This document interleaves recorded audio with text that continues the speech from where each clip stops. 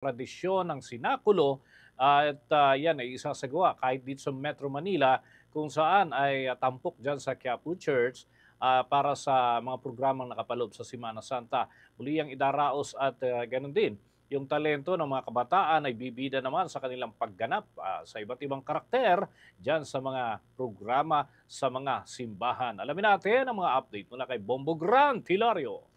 Nakatakdang isagawa ngayong araw, Miyerkules Santo, ang isang pagtatanghal o dula na kung tawagin ay sinakulo, kung saan muli itong gaganapin mamayang gabi sa Plaza Miranda sa tapat mismo ng Minor Basilica at Pambansang Dambana ng Poong Jesus Nazareno o mas kilala bilang Quiapo Church. Bilang pagunita sa Semana Santa, ang taunang tradisyong ito ay muling bubuhayin at ipapamala sa publiko upang makita, madinig at maramdaman ang pagpapakasakit ng Panginoon. Ayon sa Parochial Vicar ng Quiapo Church na si Reverend Father Kim Joshua Bibon, bagamat ipinapakita rito ang dusa na sinapit ng Panginoong Hesus, aniya, sa mata ng simbahan at mananampalataya, ito'y may ituturing bilang isang pinakamagandang love story. Paliwanag niya, ang pag-aalay raw kasi ng buhay o ng sarili para sa iba ay isang sakripisyong nagpapakita ng mataas na uri ng pag-ibig. So yung sinakulo, this is the greatest love story that was ever told.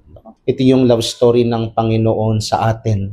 Well, sa mata ng iba, pagpapakasakit, paghihirap, kwento ng kamatayan ni Jesus sa krus, pero sa mata ng simbahan, ito ay kwento ng pagmamahal ng Diyos sa atin. Dahil yung pinakamataas na antas ng pagmamahal, yung pag-aalay ng sarili sa iba. Lalo tigit ang pag-aalay ng sarili ng Panginoon sa krus. Dagdag pa rito, sa magaganap na sinakulo, bibidaan niya ang mga kabataang naglilingkod sa simbahan, kung saan pangungunahan nila ang pagsasadula sa bawat karakter na nakapaloob sa istorya ng pagpapakasakit, pagkamatay at muling pagkabuhay ng Panginoong Hesukristo. Kaya nga dito sa pagsesenakulo ay isinasa-alaala at isinasadiwa at isinasa ngayon ang kwento ng pagmamahal ng Diyos sa atin sa pamamagitan ng pagtatanghal ng mga kabataan dun sa buhay na hinarap ni Jesus hanggang patungo sa krus. Para sa Bombo Network News, Bombo Grant Hilario, nag-uulat para sa number 1 and most trusted radio network in the country, Bombo Radio Philippines.